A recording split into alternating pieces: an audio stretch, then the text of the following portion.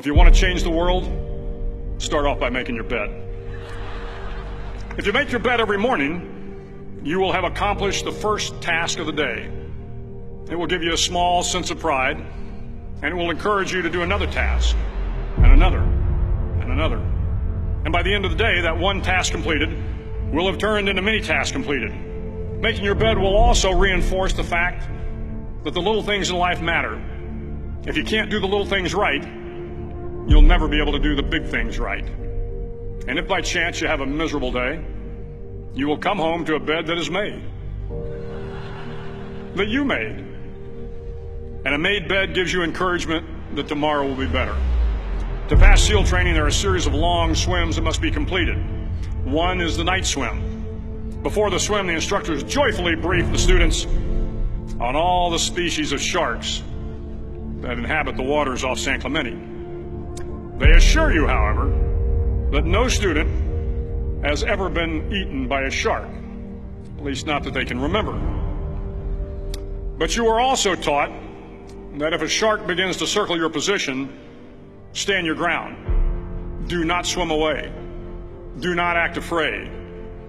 And if the shark, hungry for a midnight snack, darts towards you, then summons up all your strength and punch him in the snout, and he will turn and swim away.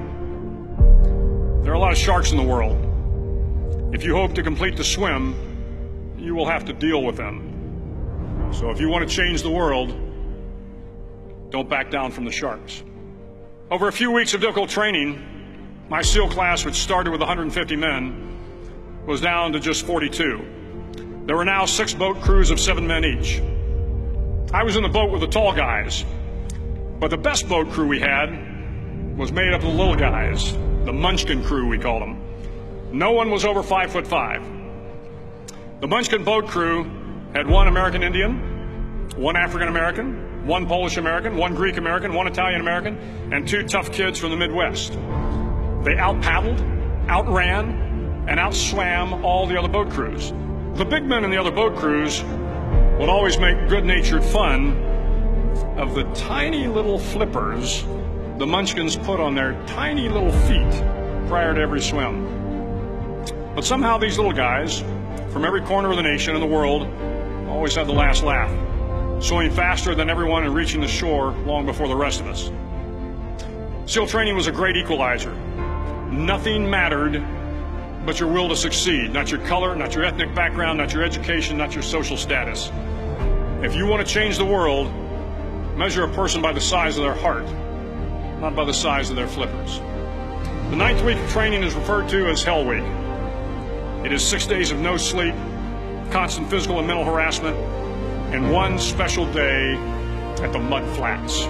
The Mud Flats are an area between San Diego and Tijuana where the water runs off and creates the Tijuana Sloughs, a swampy patch of terrain where the mud will engulf you. It is on Wednesday of Hell Week that you paddle down to the Mud Flats and spend the next 15 hours trying to survive this freezing cold, the howling wind, and the incessant pressure to quit from the instructors.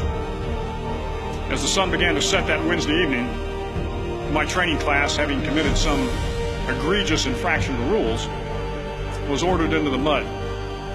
The mud consumed each man till there was nothing visible but our heads. The instructors told us we could leave the mud if only 5 men would quit. Only 5 men, just 5 men, and we could get out of the oppressive cold.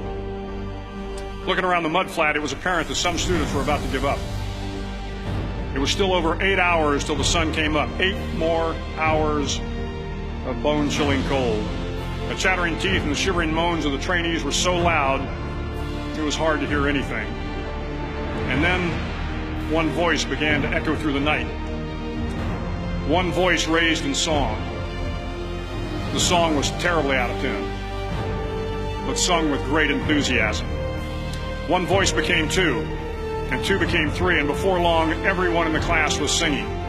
The instructors threatened us with more time in the mud if we kept up the singing, but the singing persisted, and somehow the mud seemed a little warmer, and the wind a little tamer, and the dawn not so far away. If I have learned anything in my time traveling the world, it is the power of hope. The power of one person, a Washington, a Lincoln, King, Mandela, and even a young girl from Pakistan, Malala. One person can change the world by giving people hope. So if you want to change the world, start each day with a task completed. Find someone to help you through life. Respect everyone. Know that life is not fair and that you will fail often. But if you take some risks, step up when the times are the toughest, face down the bullies, lift up the downtrodden, and never ever give up. If you do these things, the next generation and the generations that follow will live in a world far better than the one we have today. And what started here will indeed have changed the world for the better.